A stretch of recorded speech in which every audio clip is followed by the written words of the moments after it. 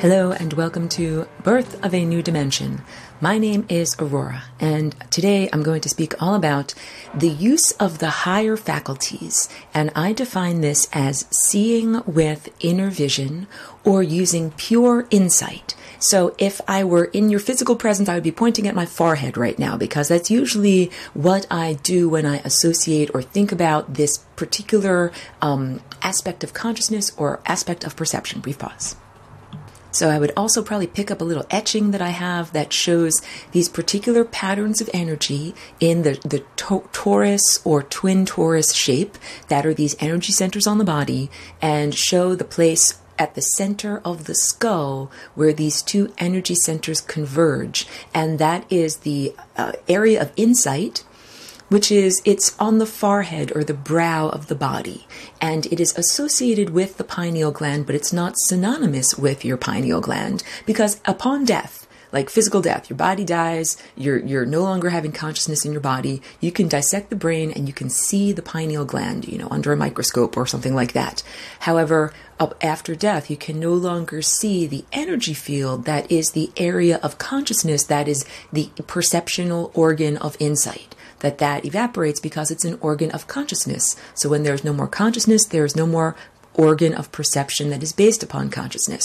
So and all of these words, it's so cumbersome, but you're with me. I'm flapping my moving mouth parts here. So all of this in order to say that we have our physical eyes. These are the apertures, mostly in the front of our face, that are able to collect photons and give us information about the physical world around us. However, we also have higher vision, or a multidimensional vision, or inner vision, or insight. And this is pure understanding that is not verbalized. It is not clothed with words. So it is the type of pure understanding that we experience as a precursor to verbalized understanding. And this pure understanding is associated with the multidimensional viewpoint, or the viewpoint an individual achieves when you get a little bit of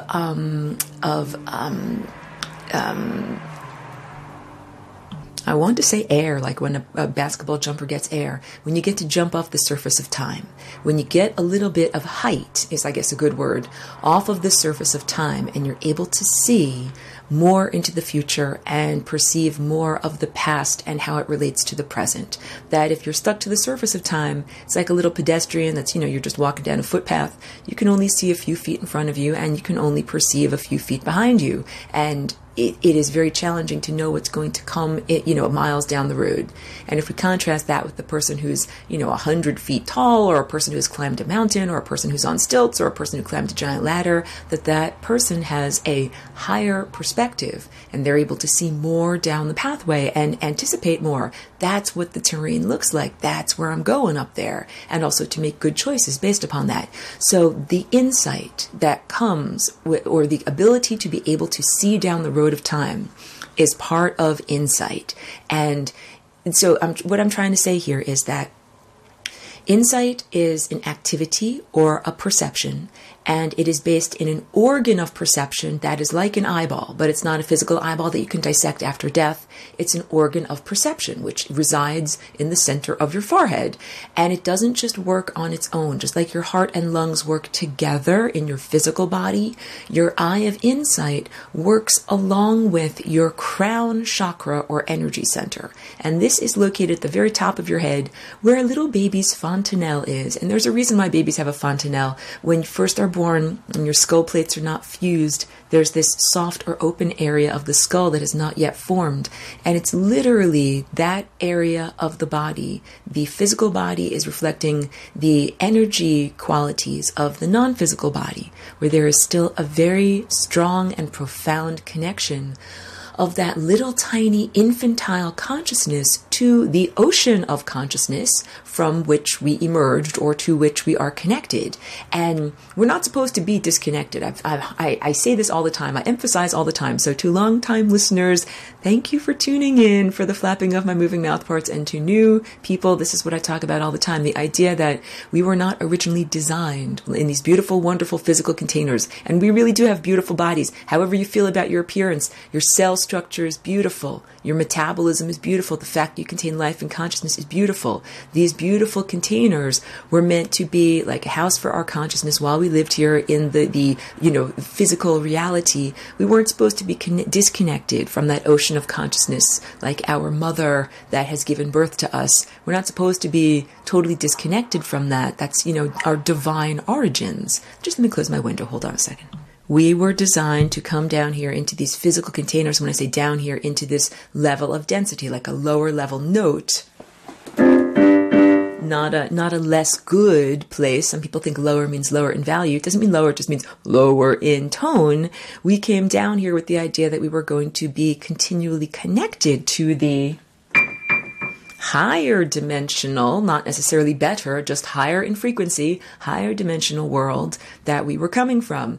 And it is only due to the genetic squashing, the disruptions and distortions of the human genetic code that has given us this present format that I call domesticated humanity, as opposed to, the wild, undomesticated format. And it's the difference between the wild wolf that runs around in the forest and the domesticated dog that sits peacefully at the foot of its owner's bed, waiting for commands. That humanity, before our genetic code was changed and transformed, we were wild. We took our directives, our behavioral directives and motivations directly from the divine. There were no intermediaries. No one told us what to do. No bosses, no kings, no religious leaders, nothing like that. No social structure. Each person was like a very highly individualistic jazz musician that knew exactly which notes to play in their life. And the notes that you play, quote unquote, are your thoughts and your activities and your behaviors. Wow, that's really different than this world here. This world here in this time and place, it is normal. It is taken for granted. It is de rigueur that someone else is going to control and direct your behavior. So maybe it might be your mommy or your daddy, or maybe it might be your teacher, or maybe it might be a religious leader, or it might be a government or system or something like that. There are all of these different, or a boss. The boss is the big one, because most people at a certain point, they get to be a little ornery and they're like, I don't like other people telling me what to do, but you still need money. And in order to get money, most people work for a boss. And so now, of course, there are a lot more self-directed or entrepreneurial people in the world. But up until this point, that was very like social conformity, that in order to have money, one had to work for someone else. So what I'm bringing up is that, within the past 10 years or so, technology and the connectivity of the internet has given greater freedoms for an individual to be able to be a freelancer, a person that controls and directs their own behavior throughout their day. So you can set up your own business, like whatever. If you want to be a sock designer, you can design your own socks, set up your own website, sell your stuff independently, get people to buy your stuff. You don't have to have someone else be your boss. But that's a relatively new capacity that hasn't been around for that long. It used to be if you wanted to be a sock designer, you had to go to all the big sock designing companies and knock on their door and get on your knees and say, oh, please, hire me. I'll be the best sock designer you ever knew. Like being a good dog that sits at the master's bed, waiting for their orders and being patted on the head and not just running around rampantly and chewing and pissing on everything. But that is the domesticated form of the human that says, well, in order to get my food, you have my bowl full of dog kibble filled up every day, or my money in my bank account. I need to do this for someone else. I have a master. I have a boss, someone that tells me what to do. So we are heading back into levels of undomesticity, on becoming undomesticated. It's like the reverse of breaking a wild horse for the saddle. It's a horse that has already been ridden for many years in the stable, and one day they throw off their saddle and their rider and they say, forget about you. I'm going to get out of here. I'm going to jump over this corral and I'm going to run around in the wild and eat nothing but, wild grasses. So this is the idea of what humanity is now doing. It's saying, social structure, I throw off your constraints. I throw off your expectations. Like literally, these were the expectations that were programmed in by previous generations, behavioral expectations also through schooling and education of what it is to be, quote unquote, a good person or a good citizen or a good member of society, that people considered you to be a contributing member of society if you, quote unquote, get a job. And, like from the hippie realm in the 1960s, that is what older generation people would say is an insult to younger generation people. What are you doing? Busy protesting the war? Why didn't you get a job? Like, go work in an office every day and then you will not be on the streets protesting. Blah, blah, blah. We're not actually meant to have an external boss, because this is all about our flight through the time field. So I usually, in my webinars, I hold up this little yellow sculpture that is a 3-dimensional double torus, and it represents the time field, and that's also what our energy centers or chakras are shaped like. And this is not a constraint control mechanism, something evil that is malevolent, that is keeping you down. No more than, it's a map. It is no more malevolent or inherently constraining than is a map of difficult territory. And the map is something that we can use to guide us, but don't be like, I hate that this map exists, just because the territory is not easy to get through. So what we are experiencing in terms of difficult territory, talking about the journey of consciousness through time, and yes, we're in a very constrained and oppressive time where it is very difficult to think your own thoughts. And that's what this broadcast is all about. I hope you can tell, if you're new, that my value system is based entirely in the tone of unconditional love and freedom. And freedom doesn't just mean freedom for one person in the galaxy to oppress everyone else. That's not freedom. Freedom is a totality statement. It's like infinity. Everythingness is infinity. It's not like infinity, oh, but just not this little stuff over here. So freedom means the totality is free. You can't have freedom 99% of the world and then just 1 little percent of slavery and distortion. So this is the whole point, that right now there is a lot of slavery and distortion in this context that I'm sharing with you. The context is planetary, it's social and cultural, and it is dimensional. It has to do with the level of density that we are experiencing. But it's not inherently distortive to be at this level of density or to be playing in this octave. I'm going to get to my piano over here. That can be a beautiful octave if it's perfectly tuned. But what happened was our bodies in this octave were made to go out of tune. That's the genetic squashing. So many people think, oh, I hate this music. I hate these tones. I hate having to play in this particular area of the scale of music because everything is so caca cuckoo and out of tune. And the answer is there's nothing inherently wrong with this place or these notes. There's something wrong with the tuning. We got to fix the instrument, and the instrument is our bodies, our individual bodies, how our individual bodies relate to the time field like an individual cell that is circulating through the circulatory system. And it's also our planet, because our planet, I mean, many environmentalists, it doesn't take a lot to open your eyes and see our planet is suffering too. So individual bodies suffer with disease. It's not just humans. The many other mammals on land are suffering. All of the ocean creatures are suffering. Plants are suffering. Oh God, all the nanoparticles in the freaking aerosols are heavily polluting the soil and the water, and all of this is affecting plants and their ability to take up micronutrients and to actually thrive and grow. So yeah, there's been huge mass tree die-offs also. So this is all of the macroscopic life forms that we recognize on Earth, plants and animals, and it's also affecting microbes, and it's affecting the insect realm. The GMOs that humans plant are affecting the insect realm, not in a good way. I know a lot of people don't like bugs. They're like, die, bugs, die. But you don't understand that the bugs are a necessary part of the ecosystem, and like having healthy butterflies and having healthy bees. This is part of having enough food so that we can eat. So these are important things. So there is systemic disease in the individual body, there's systemic disease in the planetary body. All of this is due to the genetic squashing.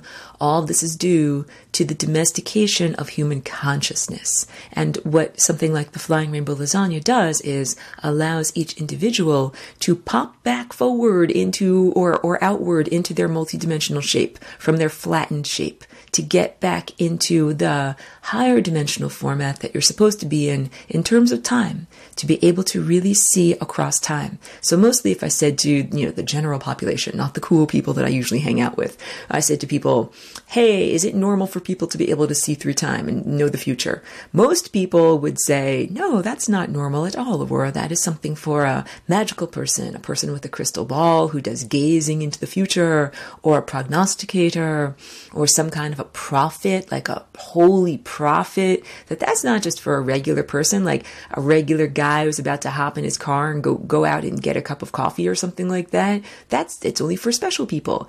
And so, of course, because when I use this example in some of the webinars, a lot of the people that are signed up as class participants, they pipe in. They're like, hey, I can see the future. I can see the future. I'm like, guys, I know you guys can see the future. And that's why you're in this class, because it's a class about multidimensional perception. So and I'm not trying to make a distinction like those who are elite and those who are lowly. It's more like a sense of some people have been practicing their instrument and they know how to play all the notes and they know how to play certain songs. That's called looking into the future. And some people haven't picked up their instrument and they haven't done that practice. They don't have it yet.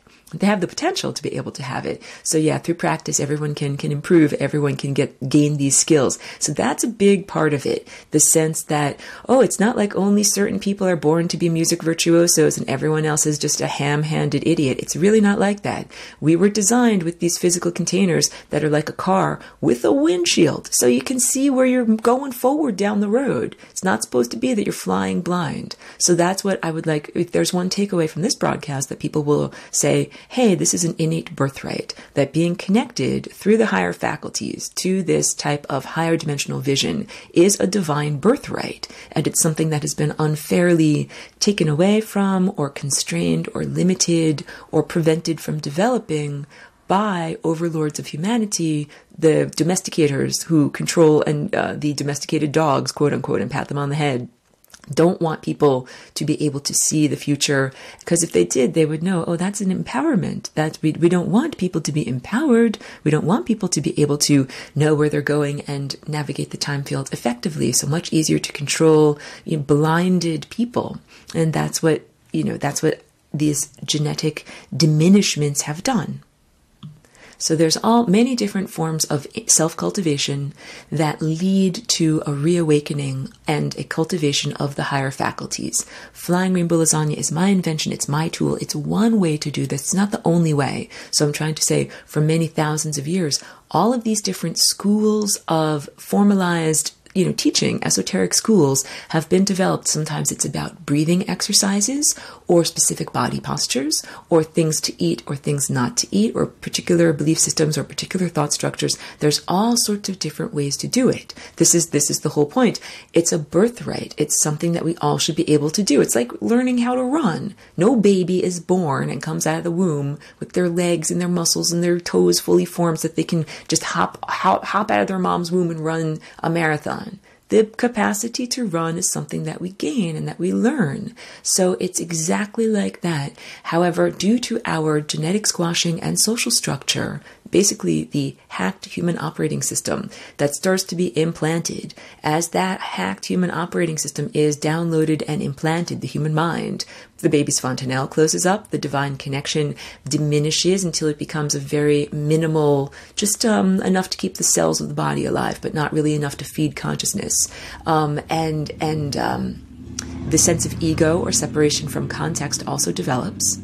And as there is more and more verbalized conscious thought, there is less and less focus with the attention on pure insight. So when I talked about the breathing exercises, the postures, there's all these different schools of meditation also.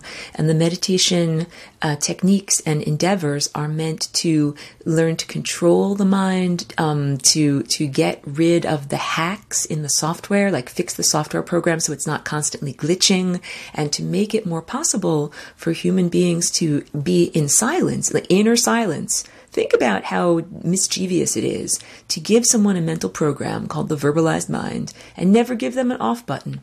I think the Buddhists call this the monkey mind. It's the chattering, verbalized mind that's always blah, blah, blah, blah, blah, blah, blah, talking inside of you. It's like that constant static on the line is what prevents most humans from being able to effectively focus on pure insight. So the idea is to cultivate pure insight. First, you raise your energy to the level of unconditional love, and unconditional love is a tone. It's like a musical tone. Here's a... It's a note that we make with our non-physical body when we move through time at one moment per moment. So when we are not struggling, when we're not grasping forward in anxiety, sitting in this moment now wondering what's going to happen next, and then what's going to happen next, and then what am I going to do about this? That's anxiety. That's projecting into the future. And then there's depression, which is holding on to ballast from the past, like the way the sandbags prevent a hot air balloon from rising up. It's like, oh, something bad happened in third grade, you skinned your knee on the playground, and then you keep thinking about that, even though you might be like 57 years old at this point, but you're still thinking about what happened in third grade. That is also, it's the antithesis of focusing all of one's attention and the ability to perceive and think and be conscious on this moment now. That this moment now is a profound opportunity. And if you disperse your consciousness into the past and into the future, you have less access to the opportunity that is presented by focusing your consciousness like coherent laser light on what is going on right now. So bringing consciousness to the level of unconditional love is the prerequisite for then getting enough quote unquote gas in your car to be able to begin to activate the higher faculties. And the higher faculties include what's going on at the throat level, which is communication. So that's where we add symbolic, I want to say thought structure. We add these symbolic structures to the pure insight, and that is what allows us to share it with others. Symbolic, it could be auditory symbolism, like I'm using auditory symbolism right now to talk about it with my flapping, moving mouth parts. It's words, it's sounds, and it can also be hieroglyphics, a visual symbolic language. It can be music. It could be basically anything that we do. It can be art, it can be dance and gesture, anything that we do in order to communicate, and mostly it's things that we do with our hands. It's at the level of the throat and anything that springs forward from your collarbones. So it can be, playing a saxophone, it can be painting a painting, it can be gesturing, it can be speaking. So that's part of your higher faculties, the ability to add symbolic structure or take away symbolic structure. Because if somebody gives you a bunch of words, the words are just the package for the concept that is actually inside of the box. And you got to get rid of the packaging in order to see what are the contents of the package, what's inside of it. And that's what we do at that energy center. So then the insight is available. It's refining a concept up to the level of non-verbalized pure insight, which is your true mind. The monkey mind, the chattering mind, the constant talking, that is the implanted mind. That's not who we really are. So that's so, just mischievous is not the word. It's so not okay to give someone a program like that, but not give them an off button. And when people begin to practice self-cultivation through different schools of meditation and mindfulness, the idea is getting an off button.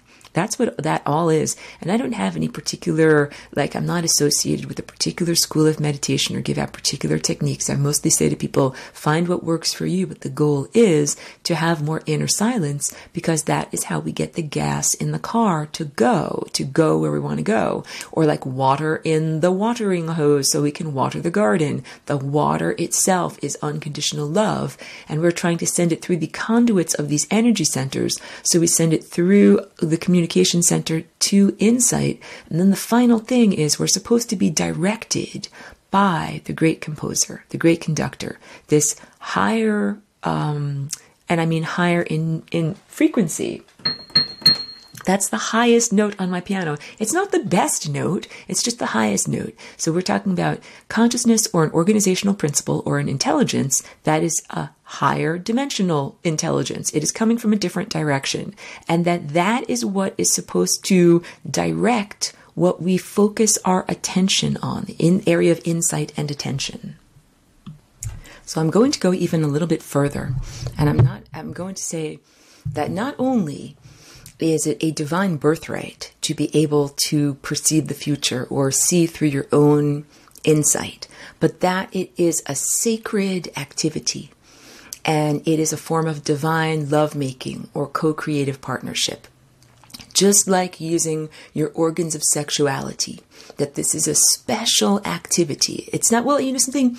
Eating food is also a special activity, although it is treated as a mundane chore to many, many people. But I'm trying to say that ingesting energy, like bringing in new energy, whether it be through food or through getting new ideas or insight or through sexuality, that these are divine and sacred acts. And even though in this time and place, many times these acts are shown as mundane or even commodified, I'm in this broadcast trying to get across the idea that it's supposed to be something that you do because you really want to do it, not because someone is paying you to do it. And this is really different than the mindset that most people have in this time and place, because we've been so taught to be domesticated dogs who have to have a boss or a master that tells us what to do. And society even applauds. Like if someone goes online and they say, I just got a job, everyone will pat them on the back and say, congratulations, you're such a good, responsible member of society that you have a job and that you're working. And that whether or not that boss is divinely connected and telling you to do the right things. So now I want to speak about the idea that some people will sell their insight for money. And this is the caution that I want to bring to anyone, because so now this is without judgment that I'm saying this. This is the reasoning why it is not good to sell access to your inner telescope. Your eye of insight, your attention that you use to attenuate outward like an elephant's trunk, a tendril that you use to touch on things with your mind and learn about them. It's like your telescope or your microscope. I use my attention to learn about all these different things, and that's where I get my ideas from to paint and speak about on the radio. I literally was attenuating with the sun this morning, and that's where I got these ideas to flap my moving mouth parts and come here on the radio and share them with other people. So this is not something like I do this very intentionally, just like I eat certain food intentionally. I go to the good store and I go to the health food store. I get the good food. I intentionally put the good food in me. So I intentionally attenuate with my mind, with my consciousness, with reputable sources of information like the sun. You can't go wrong with connecting directly to the stars or to stellar consciousness or to that divine higher dimensional organizing principle. However, there are some people that are paid by other people or commissioned to focus their attention on certain things. So here, what it's supposed to be like is that the higher dimensional crown chakra directs your attention of what to look at. And so the analogies that I use are when you refine your energy and get enough gas in your car, you activate or open your eye of insight. And that is like getting your library card. Like the first time you ever got a library card, I don't know if you had this experience, but you walk into the library and it's full of information and you now have access to all of that information. You can literally check out and read any book and learn about anything that you want. There's thousands, maybe even millions of books or, opportunities to read and learn in a library. So then you get a bit overwhelmed. It's like, wow, where do I even start? And that's the level of perception that most people are at when they first begin to open their eye of insight, but they haven't yet connected to that guiding principle, that crown chakra, that is like the librarian of the great library of knowledge. The librarian is supposed to say, you're new here. Be sure to check out the introductory manual. And then here's the introductory section, start with all of this stuff. Or even the librarian can say this. Here's how to read an index. Here's how to find a card catalog. I don't know if that's relevant to anyone these days, but here is a search engine that you can use to find the exact data that you want. These are important things because it's like with your attention. If you're just given an uncontrolled access to attend to anything, you can be like, be sure to listen to all of these lies and distortions over here, or be sure to watch the most hellish and distorted, unpleasant experiences it's possible to watch. Like if you could rent any movie or watch any movie and some of them are very violent and disturbing and bloody, you don't have to watch those movies. You can watch something that's a romantic comedy that's a lot nicer or funnier. So this is the whole point. And because when some people begin to open their eye of insight, what the first thing that they focus on is all of the torment. Yes, something, there are dogs that are being skinned alive in some Far Eastern dog meat ceremony. I mean, there's horrible things that are happening on Earth at all times, and there's horrible things in the past. There's genocides, there were times when people were burned alive. If you can all of a sudden have access to any information of any time, Some people start with the violence and focusing on that, but then that can give a very skewed or distorted impression of what the world is like. Like if we walked you into a library and we said, okay, first you have to read this book about, the people being burned alive, and then this book about this war, and then this book about environmental degradation, you would begin to develop a worldview that is like, wow, the world is just a pile of shit and everything is bad. And that is the danger of uncontrolled insight. So the idea is there's a great composer that when we begin, the librarian, when we begin to activate our higher faculties, tells us, hey, you need to learn about this, look over here. Hey, you need to learn about this, look over here. So that is what I allow or encourage to control my insight. Or control is like not necessarily the right word, but to encourage or supervise the usage of my insight. Because again, we're moving beyond human domestication. I don't have a boss that's just an invisible boss. Like it's not like that. It's not like the higher dimensional taskmaster says, Aurora, you must read this book, and if you don't, then you're bad and wrong. It's not like that at all. It's exactly like a really wise and loving librarian that says, hey, I suggest you look at this. I suggest you look at this. And mostly it is a partnership. This is why I say it is like lovemaking. So lovemaking is a good example, I think, better than food, because food is a sacred activity too. But lovemaking requires, the two conscious consensual partners, and then both of them are doing what is respectful and mutually gratifying and for life and towards consciousness, towards, collaboration. This is, making music together. So it would be exploitive if it were a partnership that only pleased one person.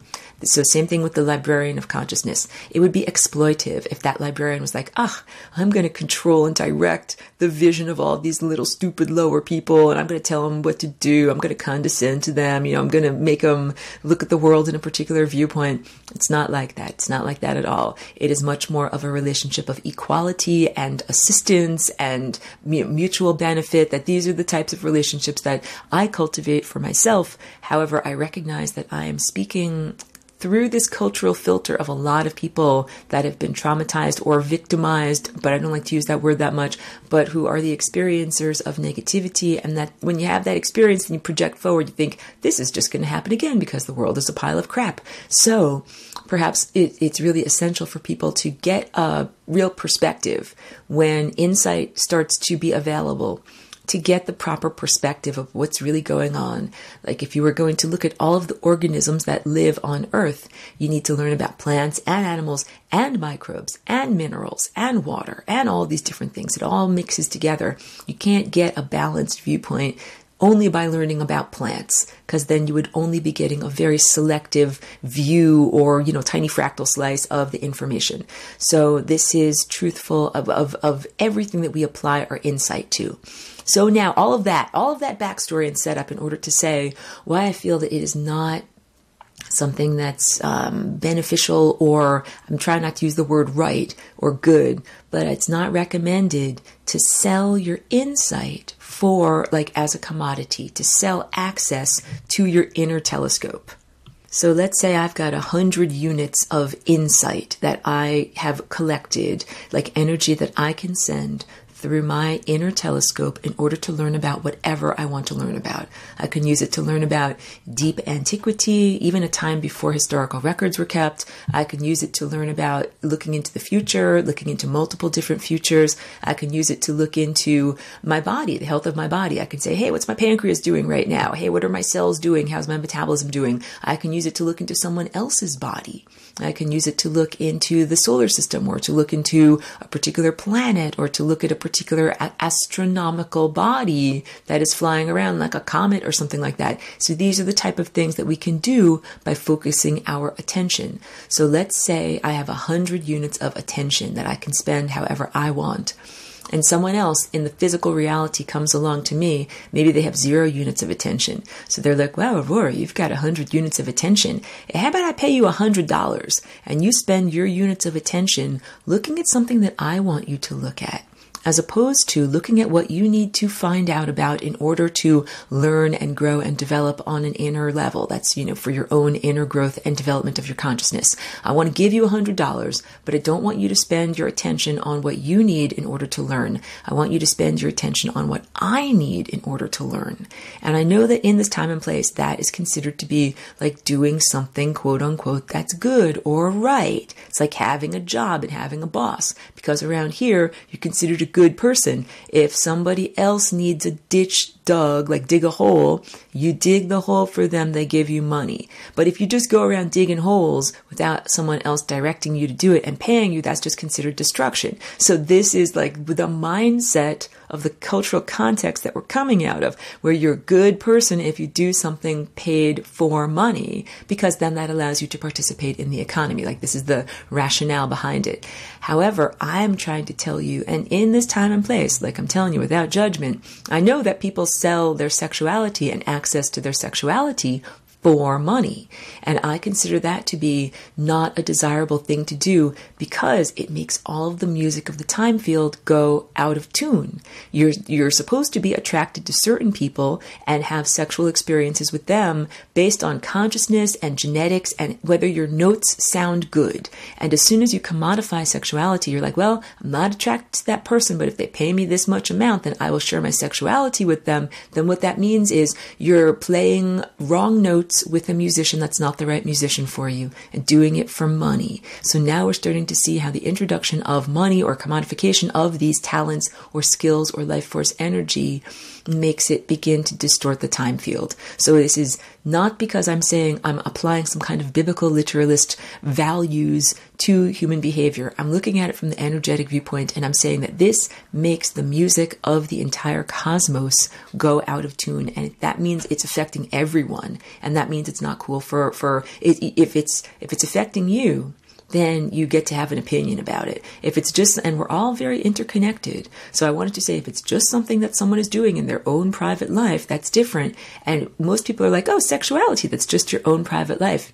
Yeah, sexuality is something that is supposed to be private, like not something that's put on a screen. But look at what pornography is. It is literally the publication of something that is supposed to be private for money. So once that starts happening, then you recognize this is affecting you, because then you might be exposed to these wrong notes that are going on and things that you're not actually supposed to be focusing your attention on.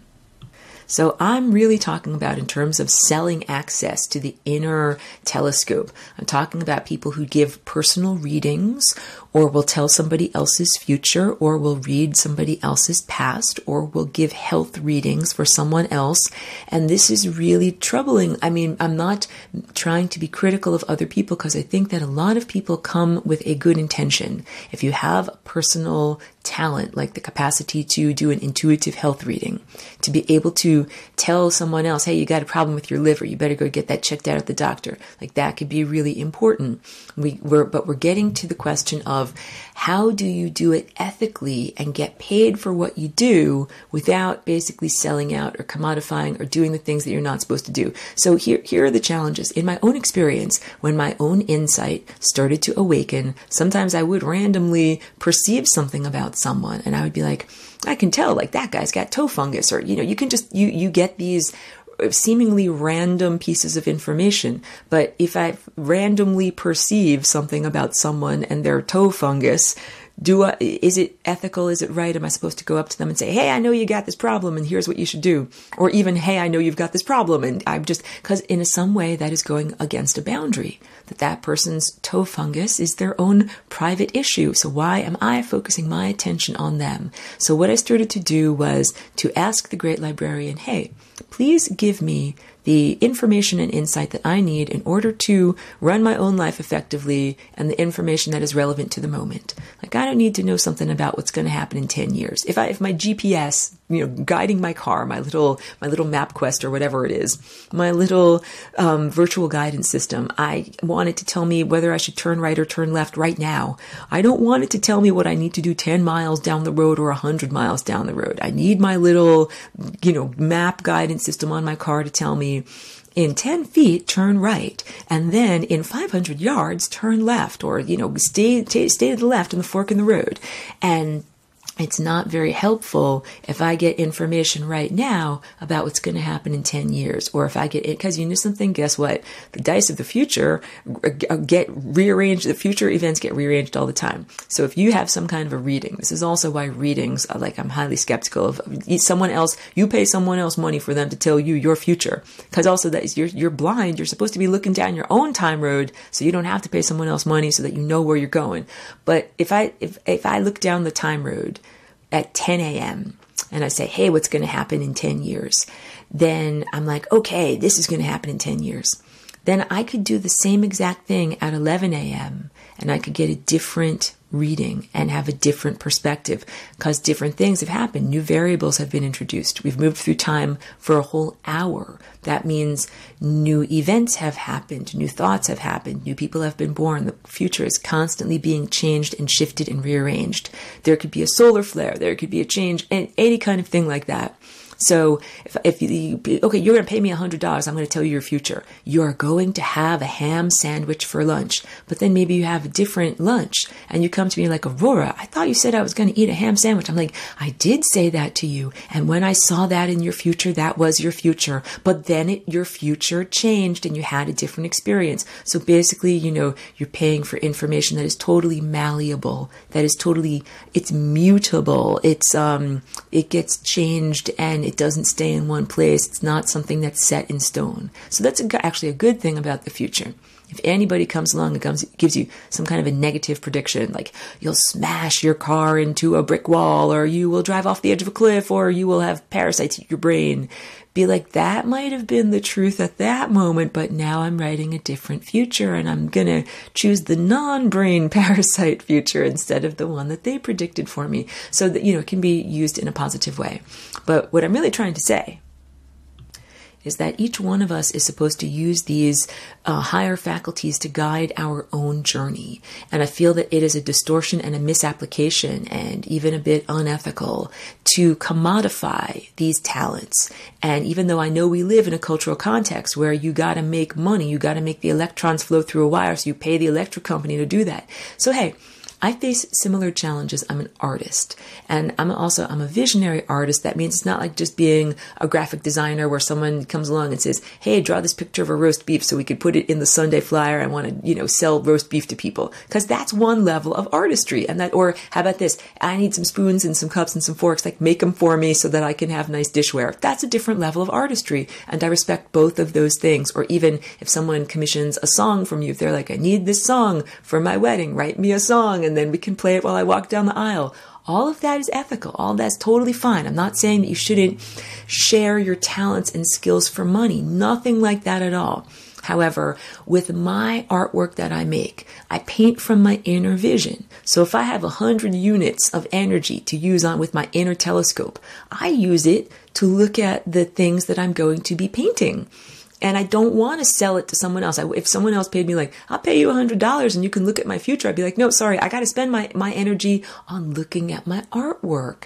And then if someone else comes along and they're like, Aurora, I don't want you to paint what you usually paint. Like, I will commission you or pay you to paint like I usually, if you don't know me, I paint all rainbow paintings. They're like, Aurora, I will commission you to make some artwork, but I only want you to use the color black.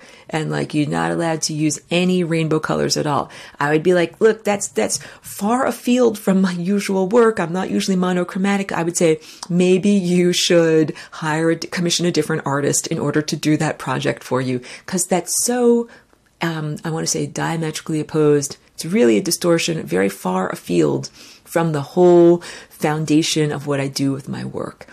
So that is a big part of it. Or so like if someone, whatever your work is, if you're a classical musician and they're like, okay, you're great. I want to hire you, but I don't want you to play classical music. I only want you to play Jimi Hendrix. So you're going to have to learn a completely new song catalog and get some new instruments and work in a different way. It's like, thank you for the opportunity, but I'm on this path. I'm on this trajectory and this is what I've chosen. And so for someone else to come along and take you off your path just for money is a distortion. That's what I'm trying to say. Even though you might get social approval because, hey, if you get a commission, then you're getting paid and then you can buy more paints. And some people think of it like that way. They're like, I know that you're sacrificing your integrity, but then you can have money and then you can buy more art supplies and do the paintings that you really want to do. And this is the justification for it. But what it means is let's say that there's the map of your life and you're supposed to be going down, Route A, and you're driving down Route A and someone says, I want to commission you to do this work over here. I know it's diametrically opposed to what you usually do and your aesthetic and your talents and what you usually apply them to, but do it over here. So then you're like, okay. So you hop off of Route A and you drive on a completely different road and go 50 miles in a different direction. And then you get paid and it's like, awesome. Now you're 50 miles away from where you're actually supposed to be because you drove onto a different timeline. You have more money on that timeline, but behaviorally and in terms of time, you can't get back that time and you can't rewind and go back to where you were, where you drove off of Route A. So now you need to find a different path, a different life trajectory. Someone else and their money and their incentive has drawn you off of your path and has drawn you astray. So the idea is each one of us really has a divine or necessary or righteous or best life path. So for some people, it could be being an awesome baseball player. I always think of art and music because that's my gig. That's what I love to do. But for some people, it could be athleticism or healing. And I want to clarify, it's very righteous and good to use medical intuitive insights to be able to help people. Like that's why you have those insights. And it has to be done in the right way. Like you should get paid for your insights, but also if you set yourself up as a medical intuitive and then, you say, I pay whatever, you pay me $60 and I tell you what your ailments are, then that means that all of these, like that's your job, that's your gig. You're going to be spending all of your inner telescope money, time, and attention on looking at people's ailments. And think about what that does. That's like reading all of the violent novels in the, fiction section of the library and not reading any of the beautiful romantic stories or the comedies. You're just looking at people that are diseased. Are you being paid similarly to look at the incredibly healthy and well-formed bodies of perfect Olympic athletes? No. So then that's a real question about a medical intuitive as to what type of like a program of teaching, like what type of education is what I'm trying to say. What type of education about the world would you get if you only ever met stage 4 cancer patients and looked at their bodies and never got a chance to look at other more healthy functional bodies? So this is the challenge. And this is what I think each person should recognize I'm not judging or pointing fingers. I'm saying this is what each practitioner needs to begin to recognize about the use of their own talents. So here's how I handle commissions in my artwork. Sometimes someone will come along and they'll say, I love this piece, but I'd like a smaller version of, I paint really large, unwieldy panels. They're like, I love this. I don't have room for it in my house. So sometimes I'll say, hey, you know something? I can make this little 12-foot miniature section of this. And then it's smaller and it's also more affordable because, larger paintings cost more. So I'll do something like that.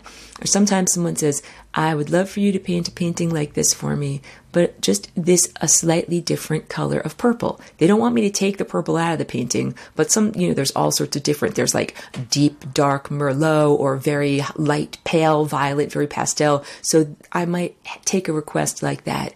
Or someone might say, some of my paintings are more orange and red. Some of my paintings are more purple and blue. If they wanted me to paint a particular painting for them, then they might say, hey, please do one of these designs that's mostly blue and purple because those are my favorite colors. But when I do commissions, none of these people say to me, oh, be certain to only use 7-inch circles because technically I don't use 7-inch circles that much and I'd have to recalibrate all of my paintings for that. So it's all about when a person commissions a project from you, how much of your own inner directive would you change or sacrifice in order to please them? So all of the customers that approach me about doing a commission, they already like and appreciate my work. No one comes up to me and they're like, Aurora, I want you to take out all the colors and only paint in black and white. Or no one comes up to me and they say, I want you to paint a bowl of fruit. And no one says, or, I want you to paint a pet portrait. those are lovely things. Those are just not my work. So if someone requested that, I would be like, hey, that's far afield from what I usually do, but there's lots of artists that already do that. And that's the whole point, that we're each supposed to be a unique musician that is really playing their own inner self-directed notes, in conjunction, in partnership with the rest of the cosmos. And that if it ain't the right gig for you, it is the right gig and a very comfortable fit for someone else. So if someone wanted me to paint a painting that's all black, I'd be like, not my gig, but that guy over there is way into it. Go hire him instead. And this is also like why I'm not about the competitive thing, because a lot of artists feel it's competitive. Like, oh, you're going to pay money to do it. I'll drop everything. I'll change who I am. Like, just I'll do anything to please you. That's like being a domesticated dog. That's like, I'll change my behavior to please you. Like, my tongue is hanging out. I'm panting and making a nice face. I'll do anything for you. And that's not what we're supposed to be like. And so I know this is a challenge too, because even if you're not like, for creative people, they tend to be a little bit more ornery and self-directed. Some people are not necessarily creative in the sense of art or music or singing or dancing or anything that's, like that. However, everybody has their own inner preferences about what they would like to do, how they would like to structure their day, how they do their day. Whatever task that you're doing, there's a comfortable, fun way to do it, or a horrible, toiling, drudgery way of doing it. If you have to do something like put up a fence and you have to dig 17 fence post holes. I mean, you can do it in the most horrible way, which is, like do it in the middle of the day when it's boilingly hot out and you have to do them all at once. Or you could do it in a much more nice way where you get up every morning and before it gets too hot out, you dig one hole. And maybe it takes you 17 days, but you eventually finish the fence and you didn't have to, bust yourself doing it in the middle of the day when it's really hot.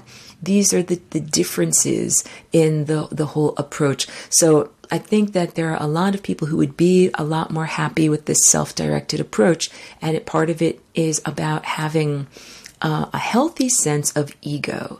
That ego can be a protective shield from inappropriate expectations of society. That society might say, hey, it's appropriate for you to be a coal miner. I want you to go into a dark hole in the ground and inhale lots of poisonous particles and breathe in a lot of bad gases and toxify your body and hardly ever get to see the sun.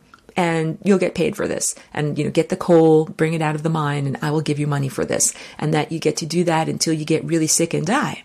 And society will say, that's a good thing to do. Because, hey, you're feeding your family. You're doing a good thing. But it's like, but wait, society, when you do that, you're also harming your lungs and getting very sick. And then you're not there to actually take care of your family and take care of your children in your old age. But society doesn't care about that. Society says you are a good person if you sacrifice or destroy your body so that you have enough short-term money to pay your car insurance and your bills and food at the grocery store. So our society has very skewed, very inverted values about what a worker is and what a worker is valued. And I mean, this is all like stupid industrial capitalist stuff, that workers are looked at like a commodity. You're looked at like, you as a worker in terms of society are looked at like a disposable Kleenex. It's like, how many workers can we train for this job? And if they only work at the job for 1 year before their joints are destroyed and they can't do this work anymore, then who cares? They lose their job and you get a new worker. And then the new worker destroys their shoulder joints or their back joints or whatever. And then they go out and they can't work anymore. And then you get a new worker. Like, I'm trying to say that the market, the commodified market of labor, it's just like, it doesn't care about you as an individual. And I had to learn about this. Oh, if you're new to my broadcast, this is almost the end of my show, and I'm introducing myself that I'm a walk-in. So accurately, I'm a galactic abstraction in a human form, and I came into this body in 2001 after the previous ego structure died and was destroyed. And so I have a bit of an outsider's perspective on the human workforce and the experience of being here. And it became very evident to me in my first couple of formal jobs that I had. I was working at some little art supply stores and I was learning about the social structure here. And I started to understand like, oh, the bosses and the people that own these companies, they want the workers to do things that are dangerous or toxic and that you don't get paid more for doing it and they don't care about you. So 2 examples, at the art supply store, they wanted the employees to shrink wrap certain merchandise that was returned, like so that they could sell it again.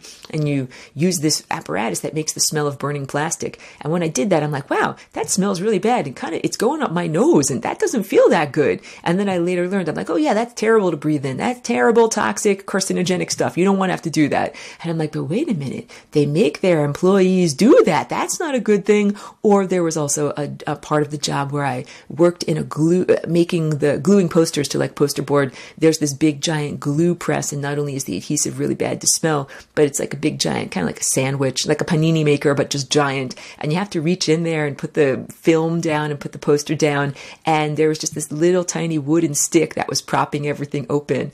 And it's like, okay, like you hope that the little wooden stick doesn't break and the panini maker come down on your head or on your arms while you're making this giant adhesive poster panini. And I started to realize like, wow, and people that own this company just want to make money by selling posters, and they don't really care if their employees get squashed by hot poster presses. And that, so, it's like you have to be careful and protect yourself and like try to avoid doing that task as much as possible because they really don't care. They really don't care. So that was my beginning of my education. And then, of course, I learned more about social structure, and I learned more about work, and I learned more about the way that this world is structured, that it's definitely not something that one wishes to participate in. So healthy ego says, what? You want me to stick my arms into this hot panini press that's only held up by a little tiny piece of wood that could fall at any minute? No, I'm not going to do that. That's called healthy ego. Healthy ego is like, wait, you want me to crawl down into this hole and dig a bunch of coal and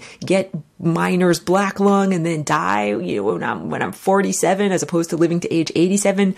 No, I'm not going to do that. And these are the challenges, because this is like if you're a draft horse on a farm and you're get hooked up to a big heavy wagon, and your farmer then says, okay, pull my heavy wagon. And you're a horse. You're like, I ain't going to pull your wagon. I ain't going to do this. And then the farmer is like, hey, that's not cool, because that's why I keep you around. So this is the whole point, that humanity's overlords keep humans around to be the draft horses, to be the coal miners, to be the disposable human Kleenex that is known as the workforce. And so it's up to each one of us to say, hey, I'm not a disposable human Kleenex. I'm actually a valuable individual, and I have my own sets of talents and unique abilities, and some of them never even got a chance to be explored and cultivated because of the implanted human operating system and because of human social structure, the whole educational structure.